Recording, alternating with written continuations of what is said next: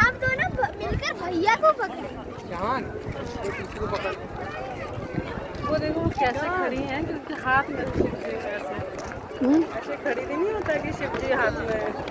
हाँ हाँ ऐसे ऐसे खड़ी और लग